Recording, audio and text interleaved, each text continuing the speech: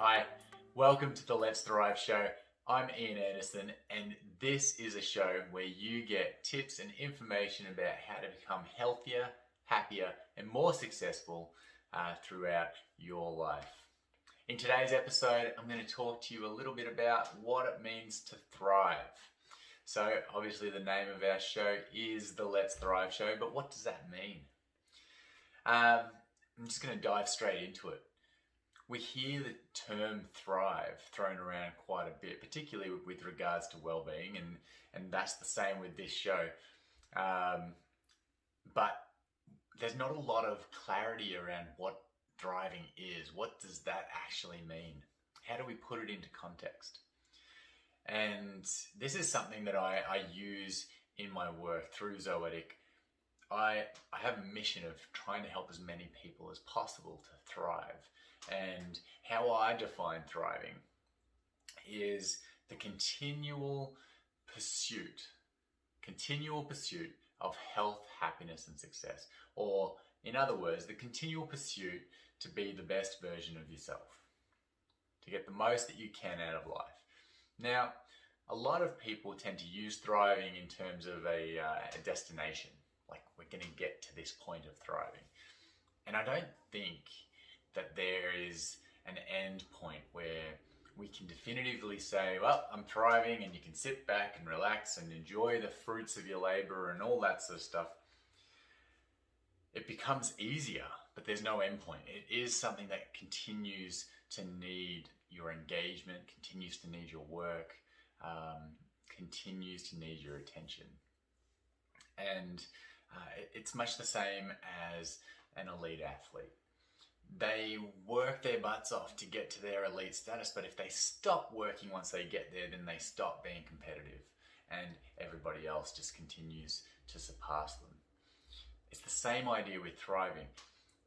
As you continually pursue becoming a better version of yourself, trying to improve your mindset, improve your physical health, your emotional well-being, your relationships, all of those things, as soon as we continue to pursue those, then that puts us on the pathway towards thriving.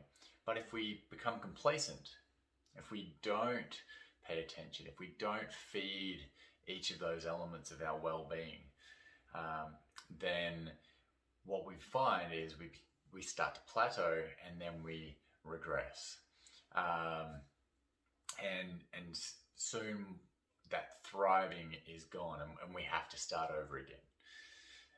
Almost like getting injured if you're an elite athlete. Yeah, you get to a point that stunts your growth, and then you begin that process again. You need to get back on track. You need to get your mindset right again, get your physical fitness right again. You need to get your emotional well-being right again. And the same is true when we become complacent in who we are and our journey with becoming the best version of ourselves, then we actually regress.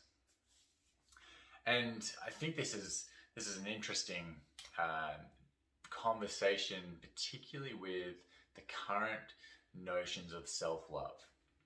Now, self-love is so important. It is something where we usually forget to be kind to ourselves, because we're so caught up in trying to produce, trying to be effective, productive, all those sorts of things, that we forget to be kind to ourselves, forget to give ourselves an opportunity to recover, to rest, all those sorts of things. But self-love should not be mistaken for, complacency, which tends to be how a lot of people are using it these days.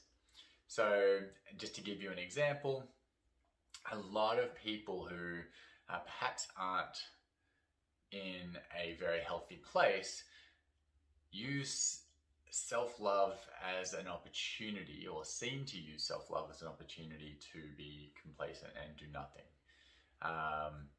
And to be honest, in my personal opinion, and I believe that I live this, self-love is when you feed your body. When you are and I don't mean that literally with food, but feeding, nourishing who you are. that is when you have the greatest self-love, when you know that you are aware of the potential that you have, and so you feed that. You are aware that you're not quite at your precipice. You're not quite at the best version of yourself, but you know that you have the potential to do more, to be more, to have more, if that's what it is. But your potential hasn't been reached. And so the self-love piece is, well, how do I feed that? How do I continue to become the best version of myself? Making sure that I'm in the best health that I can be, making sure that I'm taking the best opportunities that I can get, making sure that I'm feeding positivity into the relationships around me, and really trying to lift others up, which in turn will help me. And so self-love, I think at times we tend to lose sight and think that self-love just means sitting back doing nothing. And there is a time for that, for sure. We all need rest. We all need to get a massage now and again, or a spa treatment, or whatever it is. But self-love should not necessarily be taken as, well, I am who I am and I'm not going to change. That fixed mindset is so stunting to our development, to our growth, to our potential. Self-love is about having that growth mindset and understanding the potential that you are capable of. And then trying to go on and feed yourself to become that. Anyway, that's it for today's episode. Thriving self-love. I'd love to know if you have different thoughts or how this applies to your life. And as always, if you've got different ideas or topics that you'd like me to do an episode about, then please feel free to comment below. Happy Saturday from where I am, wherever you're watching this, whatever day you're watching this. I hope you have a great day.